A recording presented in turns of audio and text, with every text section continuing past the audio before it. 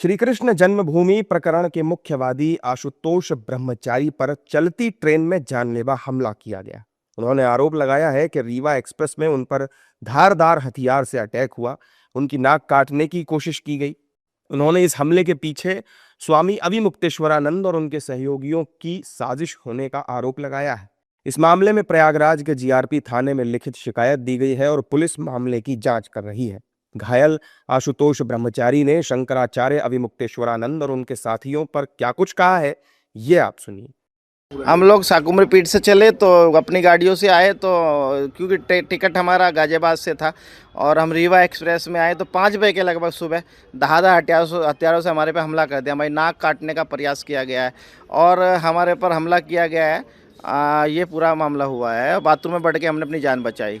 ये अभी मुक्तेश्वरन के खिलाफ जो पॉक्सो के तहत छोटे छोटे बटुक का जो मुकदमा दर्ज कराया था, तो उसके तहत ही हमारे पे घोषणा किया गया था कि 21 लाख रुपए मिलेंगे जो आशुतोष ब्रह्मचारी की नाक काट के लाएगा, 100 भी सनातनी लाएगा। तो उसके तहत ही हमारे हत्या का प्रयास कराया गया है। हाँ, मैंने इलाहाबाद में FIR दर्ज कराई है। किन लोगों के खिलाफ? अभी मुक्तेश्वरानंद, मुकुंदानंद, अरविंद और प्रकाश और दिनेश शर्मा। हम प्रयागराज आ रहे थे और गाजियाबाद से हम बैठे थे, यहाँ पैरवी करने के लिए आए थे हम लोग। माननीय न्यायालय में एविडेंस दाखिल करना था। हाँ, पूरा मुकदमा वापसी कराने का दबाव वो चाहता है कि मैं मर जाऊं और वो एविडेंस जो पेन ड्राइव है वो मैं न्यायालय तक ना जाने दे। परंतु मैं बस यही मांग करता हूं पुलिस से भी और सरकार से भी कि मेरा एविडेंस किसी भी तरह माननीय न्यायालय तक, उच्च न्यायालय तक पहुँचवा दे।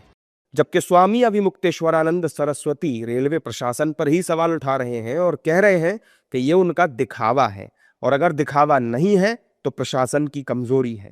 ऐसा है कि जो अटेंडेंट है, जैसा कि हमको समाचार में बताया गया, वो कह रहा है कि बाथरूम में गए तब तक तो ठीक थे, बाथरूम से निकलने के बाद से इनका ये हाल हो गया। तो बाथरूम में जब गए तो ठीक थे, तो बाथरूम से निकलने के बाद उनको किसने मार दिया? ये बनावट है, केवल माहौल बनाने के लिए और सुरक्षा प्राप्त करने के लिए, इससे ज्यादा कुछ दिखाई नहीं दे रहा।